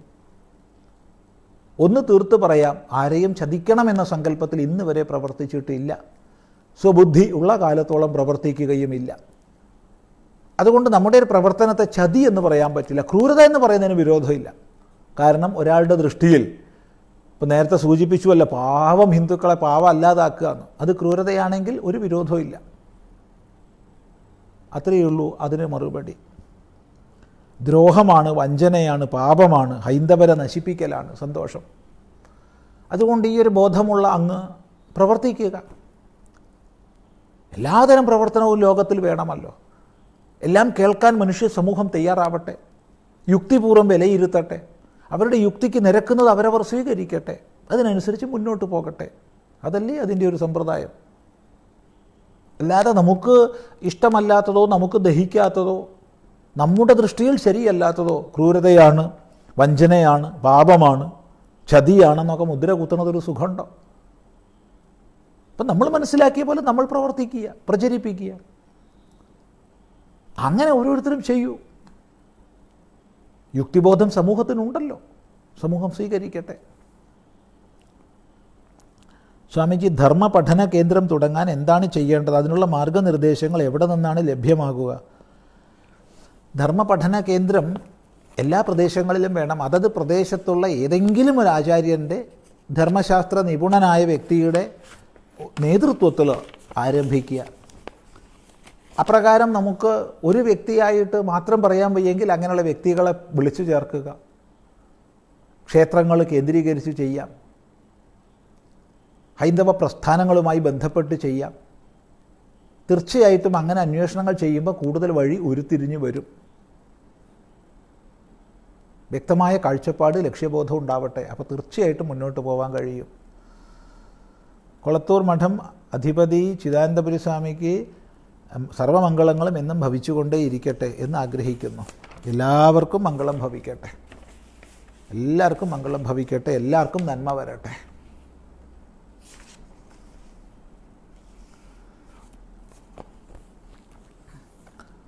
ആരോഗ്യ ചികിത്സാ മേഖലയിൽ ലോകത്ത് വിവിധ സമ്പ്രദായങ്ങൾ നിലവിലിരിക്കെ ഒരു പ്രത്യേക സമ്പ്രദായം മാത്രം ആധിപത്യം പുലർത്തുന്നതായും സർവരുടെയും മേൽ അടിച്ചേൽപ്പിക്കുന്നതായും അനുഭവപ്പെടുന്നു.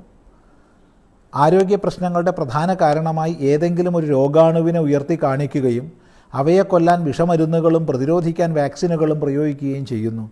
ചിലപ്പോൾ രോഗാണുവാഹകർ എന്ന പേരിൽ ചില ജീവികളെ കൂട്ടക്കൊല ചെയ്യുന്നു.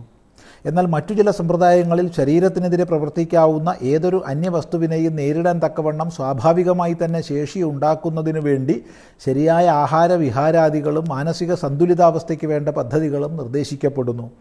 ഇപ്പോഴത്തെ പകർച്ചവ്യാധിയിൽ നമ്മുടെ ആയുർവേദം ഉൾപ്പെടെ മേൽപ്പറഞ്ഞതിൽ രണ്ടാമത്തെ വിഭാഗത്തിൽപ്പെടുത്താവുന്ന സമ്പ്രദായങ്ങളെല്ലാം അശാസ്ത്രീയം എന്ന പേരിൽ പിൻനിരയിൽ നിർത്തിയിരിക്കുകയല്ലേ? ഏത് വിഷയവും ചർച്ചയ്ക്കായി സ്വീകരിക്കുന്ന സ്വാമിജിയുടെ മുന്നിൽ ഒരു വിശകലനത്തിനായി ഈ പ്രഹേളികയെ സമർപ്പിക്കട്ടെ. ഇത് വളരെ വളരെ ശ്രദ്ധേയമായ, ഇനിയും ശ്രദ്ധിക്കുന്നതിൽ നമ്മൾ താമസിച്ചാൽ സമാജത്തിന് അപകടത്തെ ഉണ്ടാക്കി തീർക്കുന്ന ഒരു വിഷയമാണ്. എല്ലാ ചികിത്സാ സമ്പ്രദായങ്ങളും ജീവിത വീക്ഷണങ്ങളും ഉണ്ടാവട്ടെ. ഓരോന്ന് സ്വീകരിക്കാനുള്ള സ്വാതന്ത്ര്യം പ്രബുദ്ധനായ മനുഷ്യന് വ്യക്തി എന്ന നിലയ്ക്കും സമാജം എന്ന നിലയ്ക്കും ഉണ്ടാവട്ടെ. പക്ഷേ ഏതെങ്കിലും ഒന്ന് മാത്രം ശാസ്ത്രീയമെന്നും മറ്റെല്ലാം അശാസ്ത്രീയമെന്നും മുദ്ര കുത്തുന്നത് ഏറ്റവും അശാസ്ത്രീയമായ നടപടിയാണ്. രോഗാണുരഹിതമായ ലോകം ഉണ്ടാവുകയില്ല, ഒരിക്കലും ഉണ്ടാവില്ല. മറിച്ച് ഓരോ മേഖലയിലും പ്രതിരോധശക്തി വളർത്തിയെടുക്കുക എന്നുള്ളതാണ് ഏറ്റവും അഭികാമ്യമായിട്ടുള്ള സ്ഥിതി. അപ്പോൾ ജീവിത ശൈലിയിലുള്ള വികലങ്ങളായ വീക്ഷണങ്ങൾ, രാസിക മരുന്നുകളുടെ അമിത ഉപയോഗം, ഒരു തരത്തിലും യോജിക്കാത്ത ഭക്ഷണങ്ങൾ ചേർത്ത് ഭക്ഷിക്കുന്നത്, ഭക്ഷണമായിരിക്കാം പക്ഷേ യോജിക്കുന്നവയെ ചേർക്കാൻ പാടുള്ളൂ, അല്ലാത്തവ ചേർത്തുകൂടാ. ഇങ്ങനെയുള്ള അത്യാചാരങ്ങൾ കൊണ്ടുണ്ടാവുന്ന ശരീരക്ഷമതയുടെ നാശം സകല രോഗങ്ങളെയും വിളിച്ചു വരുത്തുന്നതാണ്. അതുകൊണ്ട് ആയുഷ്യങ്ങളായ ചര്യകളെ പരിപാലിക്കുക എന്നുള്ള ആയുർവേദം ഉപദേശിക്കുന്ന ജീവിതക്രമത്തെ പ്രോത്സാഹിപ്പിക്കേണ്ടത് നമ്മുടെ കർത്തവ്യമാണ്. ഈ പറഞ്ഞതുകൊണ്ട് ആയുർവേദം എന്ന് മാത്രം പറഞ്ഞിട്ടില്ല. അതുപോലെ വ്യത്യസ്ത സമ്പ്രദായങ്ങൾ ശാസ്ത്രീയമായിട്ടുള്ളതിനെ നമ്മൾ സ്വീകരിക്കണം, ആദരിക്കണം. ഹോമിയോ സമ്പ്രദായത്തിലെ ശാസ്ത്രീയതകളെ നമ്മൾ സ്വീകരിക്കണം. യുനാനിയിലെ സിദ്ധ സമ്പ്രദായത്തിലെ യോഗ ചികിത്സാ രീതിയിലെ പ്രകൃതി ജീവന സമ്പ്രദായത്തിലെ എല്ലാം നന്മകളെ മനുഷ്യന് ഉൾക്കൊള്ളാൻ കഴിയണം. അല്ലാതെ കേവലം അലോപ്പതി മാത്രം എന്ന് വിചാരിച്ച് കഴിയുന്നത് അപകടകരമാണ്. പകർച്ചവ്യാധി ഒഴിവാക്കാൻ വേണ്ടി തീർച്ചയായിട്ടും സമൂഹവുമായി ഇടപഴകാതെ ബന്ധിക്കേണ്ടത് അനിവാര്യമായിരിക്കും. പക്ഷേ നമ്മൾ ധരിച്ചു വച്ചിട്ടുള്ള ചില കാഴ്ചപ്പാടുകൾ മാത്രം അടിച്ചേൽപ്പിക്കുക എന്നുള്ളത് എത്രമാത്രം ആശാസ്യമാണെന്ന് ചിന്തിക്കേണ്ടതാണ്.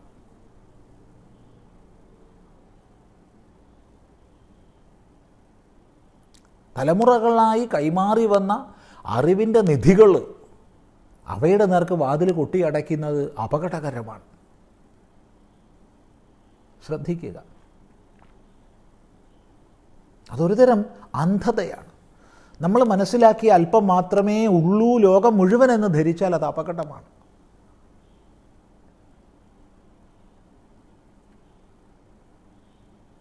കഴുത്തിൽ തൊണ്ടയ്ക്കുള്ളിൽ ക്യാൻസർ ആയിരുന്ന ഒരമ്മ ആ ക്യാൻസർ വ്യാപിച്ച് ദേഹത്തിൻ്റെ പല ഭാഗങ്ങളിലും എത്തിച്ചേർന്ന് ഏകദേശം ഏതാനും ദിവസം മാത്രം ആയുസ് വിധിച്ച് ആ ഒരവസ്ഥയിൽ ഇരിക്കുന്ന സമയത്ത് പഞ്ചഗവ്യ സേവ ചെയ്ത് പിന്നീടുള്ള പരിശോധനയിൽ വളരെ ക്യാൻസർ കുറഞ്ഞതായിട്ടും 6 മാസം കൊണ്ട് ക്യാൻസർ ഇല്ലാത്തതായിട്ടും കണ്ടെത്തുകയുണ്ടായി. ഈ അമ്മ വളരെ കാലം പിന്നെയും ജീവിച്ചു. പരിശോധിച്ച ഡോക്ടർ എന്താ പറഞ്ഞു എന്നറിയോ? വേറെ താനേ മാറിയതായിരിക്കും. കാരണം പഞ്ചഗവ്യ സേവ കൊണ്ട് മാറിയെന്ന് അംഗീകരിക്കാൻ അയാളെ വിവരം സമ്മതിക്കുന്നില്ല.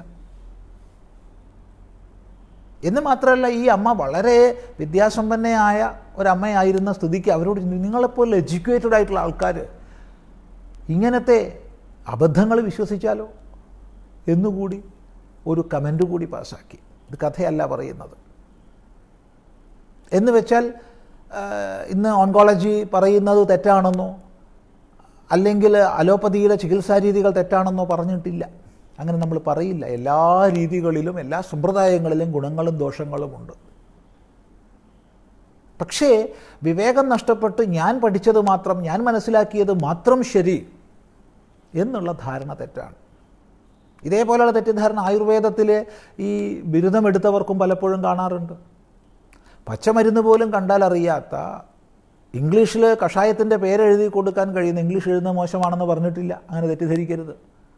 ഒരൗഷധത്തെയും അറിയാത്ത പലരും ഞാൻ BAMS കഴിഞ്ഞ ആളാണ്, MD കഴിഞ്ഞ ആളാണ്, ഇത്രയും ഹോസ്പിറ്റലുകളിൽ എനിക്ക് പ്രാക്ടിക്കൽ എക്സ്പീരിയൻസ് ഉണ്ടെന്നൊക്കെ ഉള്ള നിലയ്ക്ക് നമ്മുടെ പരമ്പരാഗത വൈദ്യന്മാരെ കളിയാക്കുന്നത് കാണാറുണ്ട്. ഈ പരമ്പരാഗത വൈദ്യന്മാർക്കുള്ളതായ ലഭിച്ച നിധി ഒന്ന് എത്തി നോക്കാൻ പലപ്പോഴും ഔപചാരിക രീതിയിൽ പഠിച്ചു വരുന്നവർക്ക് കഴിഞ്ഞോളണമെന്നില്ല. എന്ന് വെച്ചാൽ അത് പൂർണ്ണമായി മോശമാണെന്നല്ല പറഞ്ഞത്. താല്പര്യം ഇത്രയേ ഉള്ളൂ, നമുക്കറിയാത്ത മേഖലകൾ ഒരുപാടുണ്ട്. ഞാൻ മനസ്സിലാക്കിയിട്ടുള്ള ചെറിയ ഒരു മേഖല മാത്രം ശരി എന്നുള്ള അന്ധമായിരിക്കുന്ന, വളരെ പരിമിതമായിരിക്കുന്ന വികല വീക്ഷണം നമുക്ക് അരുതെന്നേ പറഞ്ഞിട്ടുള്ളൂ. അതുകൊണ്ട് പ്രതിരോധത്തിനായിക്കൊണ്ടുള്ള ഔഷധങ്ങൾ, പ്രാണായാമങ്ങൾ, യോഗാസനങ്ങൾ തുടങ്ങിയവ നല്ലതുപോലെ ശീലിക്കുക. സത്യം പറയുന്ന ശീലം വളർത്തുക. അതാണ് സർവ്വാരോഗ്യത്തിൻ്റെയും അടിസ്ഥാനം. ധർമ്മം, അർത്ഥം, കാമം എന്ന ക്രമത്തിൽ പുരുഷാർത്ഥങ്ങളെ സേവിക്കുക. അങ്ങനെ ജീവിച്ചു പോവുക. വ്യക്തിക്കും സമാജത്തിനും ആരോഗ്യം വളരട്ടെ.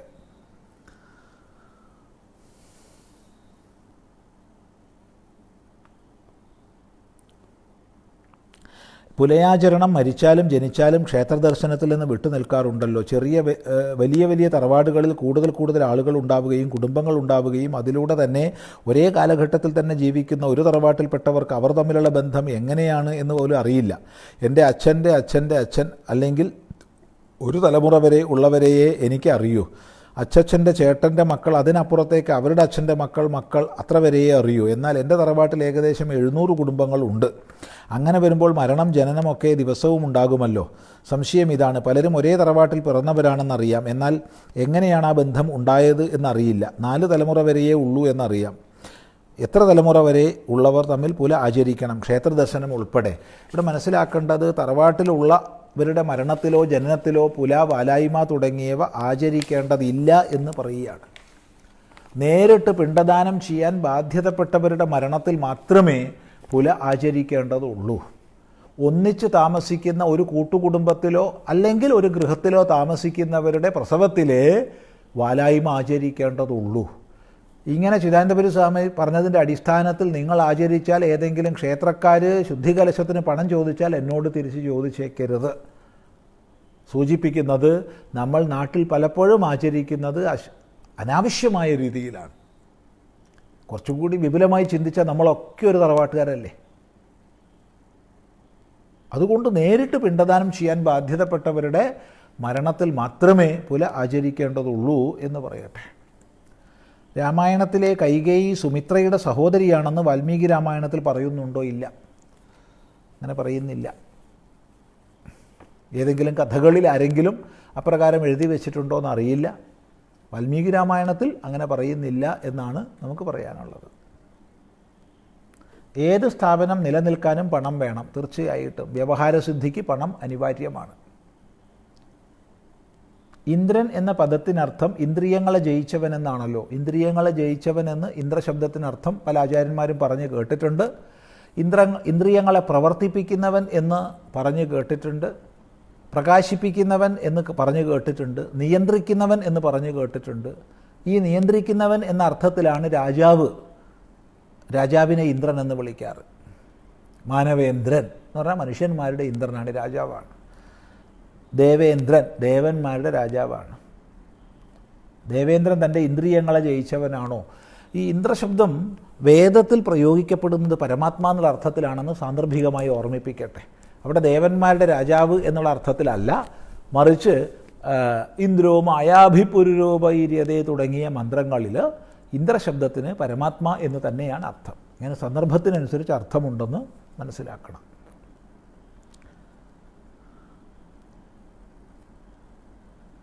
അധ്യാത്മരാമായണം കിളിപ്പാട്ടിലെ ജനനമരണ രഹസ്യങ്ങളെ പ്രതിപാദിക്കുന്ന സമ്പാദിവാക്യം വാൽമീകി രാമായണത്തിലും കാണാൻ സാധിക്കുമോ? തീർച്ചയായിട്ടും വളരെ വിശദമായി വിപുലമായി വാൽമീകി രാമായണത്തിലുണ്ട്.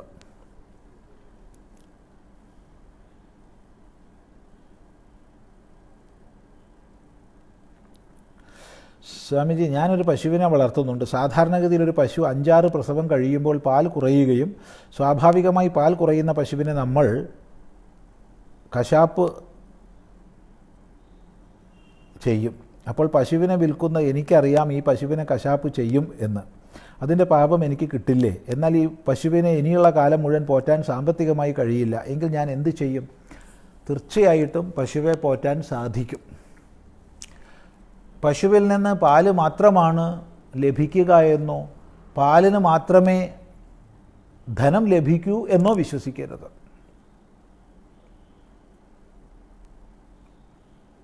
ആ സാമ്പത്തിക ദൃഷ്ടിയിൽ നോക്കുകയാണെങ്കിൽ തന്നെ അത് പോരാ.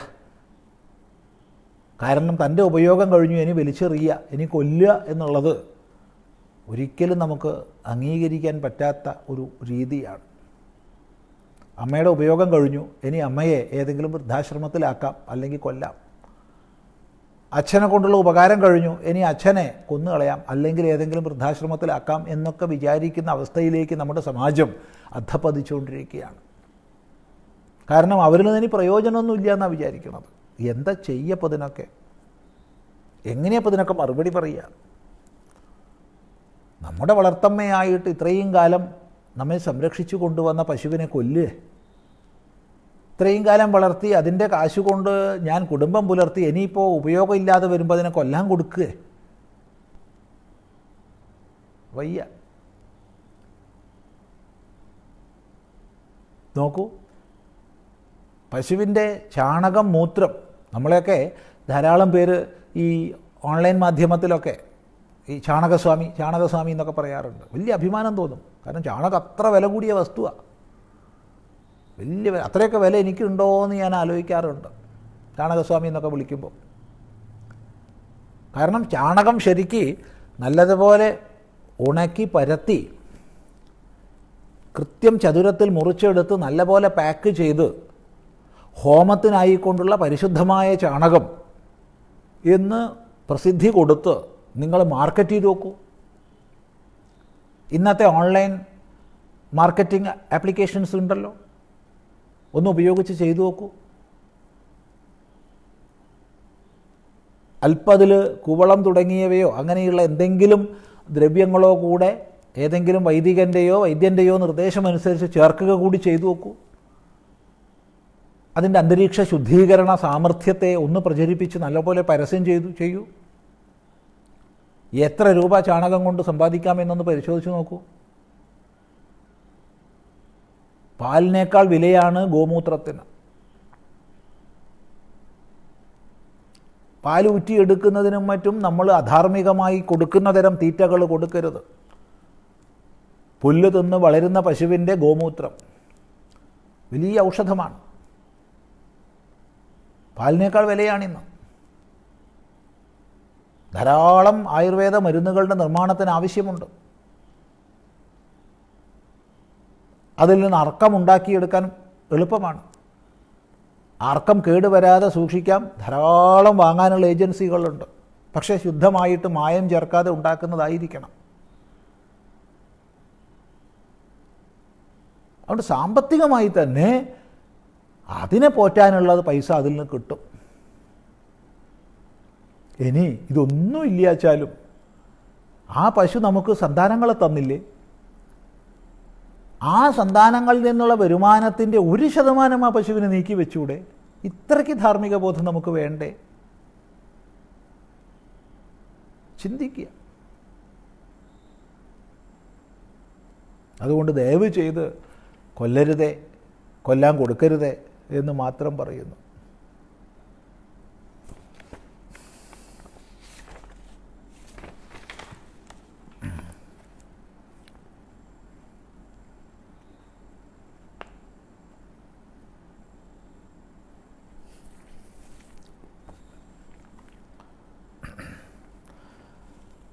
ഇവിടെ നമ്മൾ തത്കാലം ഇന്ന് ഉപസംഹരിക്കുകയാണ്.